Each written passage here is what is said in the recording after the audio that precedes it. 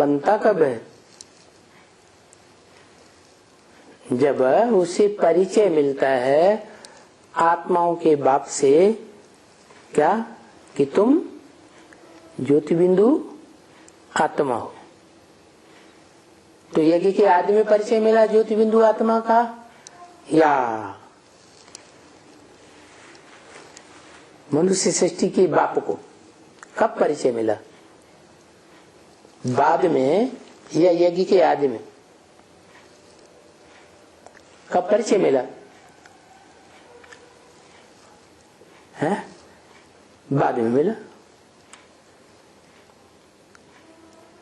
तो ब्रह्मा ने जब शरीर छोड़ा, सूक्ष्म शरीर धारण किया, उसके बाद की बात है। माने मनुष्य सृष्टि के बाप को आदि में परिचय नहीं मिला, क्योंकि आदि में तो लाल लाइट के गोले को याद करते थे भगवान के रूप में। क्या मनुष्य सृष्टि में यहूदी लोग भी लाल लाइट के गोले को याद करते थे, आग की ज्वाला को याद करते थे, और वेदों में भी अग्नि को ही सबसे पावरफुल देवता माना है। इंद्र से भी ज्यादा पावरफुल है। तो वो अग्नि ज्योति स्वरूप है ना, ज्योति स्वरूप तो है, लेकिन जितनी भी आत्मा रूपी ज्योति हैं उन सब का कंट्रोलर नहीं है। क्या सबका कंट्रोलर तो एक ही सुप्रीम सोल है। तो वो सुप्रीम सोल जब प्रवेश करता है मनुष्य सृष्टि के बाप में, तो उस समय ये ज्ञान नहीं होता है क्या कि आत्मा ज्योति बिंदु है। ये ज्ञान तो बुद्धि की देवी ओम राधे मम्मा के द्वारा मिला, कि जैसे आत्मा ज्योति बिंदु है, आत्माओं का बाप भी ज्योति बिंदु होगा। तो ये परिचय पहली बार कब किसको मिलता है?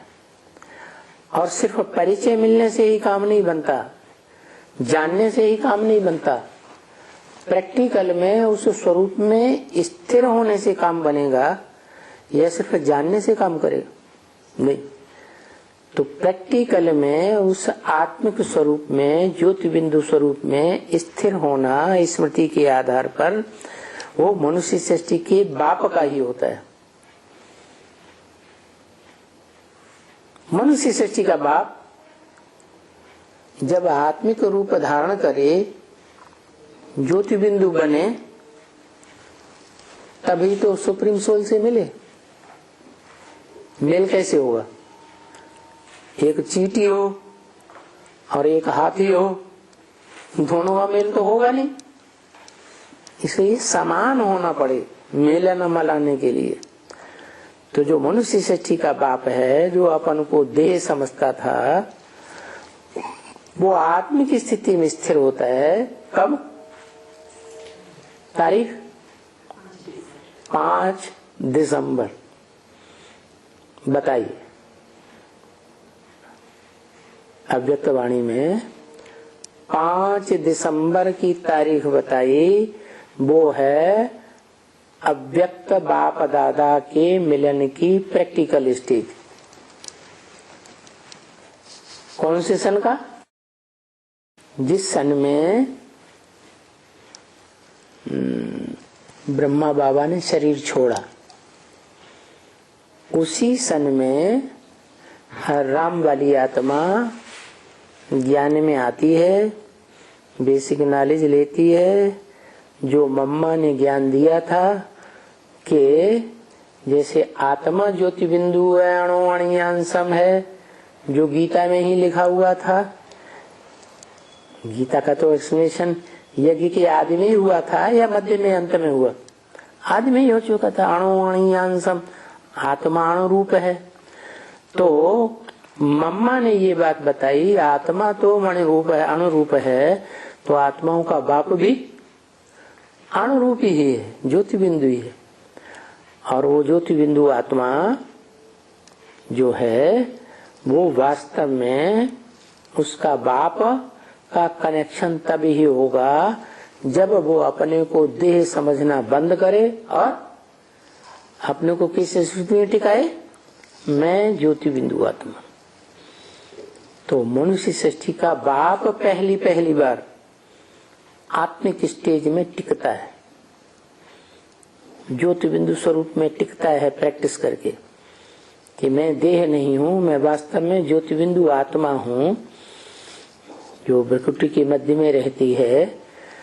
और भ्रकुटी के मध्य में आज भी परंपरा में जो है बिंदी लगाई जाती है आत्मा की यादगार, और वो भ्रकुटी भरी पूरी कुटी आत्मा के रहने का घर है इस शरीर में।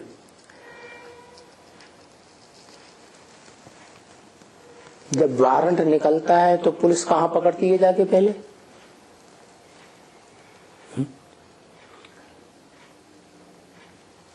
कहाँ पकड़ती है? घर में जाके पकड़ती है कि जंगल में होटलों में जाके पकड़ती है? कहीं पहले कहाँ रेड डालेगी? घर में जाती है। तो आत्मा को अगर पकड़ना है तो भ्रकुटी के मध्य में ज्योति बिंदु आत्मा को याद करना और स्मृति में रहना, ताकि ये पक्का हो जाए कि मैं शरीर नहीं हूँ, ज्योति बिंदु आत्मा हूँ। ये प्रैक्टिस पहले किसकी पक्की हुई? मनुष्य सृष्टि के बाप की पक्की। और वो तिथि तारीख भी बता दिया, सन भी साबित हो जाता है कि ब्रह्मा के शरीर छोड़ने के बाद जो बच्चा पहले आत्मिक स्थिति में जन्म लेता है वो बच्चा है मानसी सृष्टि का वाइब्रेशन को पकड़ने वाला पहला बच्चा, राम बलि आत्मा। तो साबित हो गया कि शिव बाप वशीकरण मंत्र देते हैं राम वाली आत्मा को, देते हैं कि वो राम वाली आत्मा प्रैक्टिस करके लेती है। क्या है?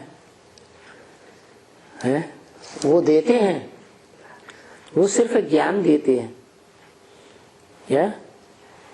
वो सिर्फ ज्ञान देते हैं कि आत्मा और परमात्मा का रूप क्या है, रहने का धाम क्या है बेहद में, और काम क्या है, वो क्या देते हैं। बाप है तो क्या देगा? वर्षा ही देगा। बाप हो और वर्षा न दे तो बाप काहेगा? तो वो आत्माओं का बाप है, आत्मा निराकार है, निराकार आत्माओं का बाप निराकारी ज्ञान देता है, निराकारी ज्ञान का वर्षा। तो ये जो निराकारी ज्ञान है वो कहाँ से शुरू होता? कि पहले अपन को ज्योति बिंदु आत्मा प्रैक्टिकल में स्मृति में धारण करो।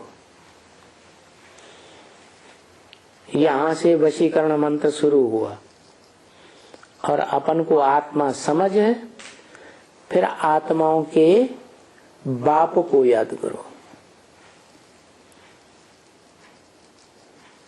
जो किसी के वश में नहीं है, वो सबको वश में करने वाला है। इस मनुष्य सृष्टि का कोई प्राणी मात्र उसको वशीभूत नहीं कर सकता। तो कौन वशीकरण मंत्र दे सकता है? वो ही जो किसी के वश में नहीं है, वो वशीकरण मंत्र देते हैं। किस लिए देते हैं?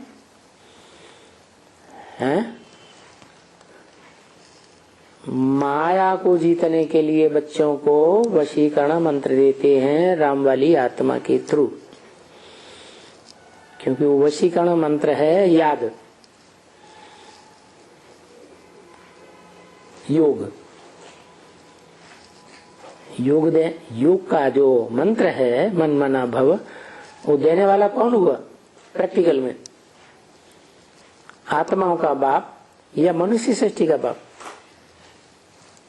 मनुष्य सृष्टि का बाप। तो जो मनुष्य सृष्टि का बाप है वो वशीकरण मंत्र को प्रैक्टिकल में धारण करके मनुष्य आत्माओं को देता है और बताता है कि ये जो मन रूपी चंद्रमा है बड़ा चंचल है, कलाओं में क्षीण होता है और फिर कलाओं में वृद्धि भी इसकी होती है।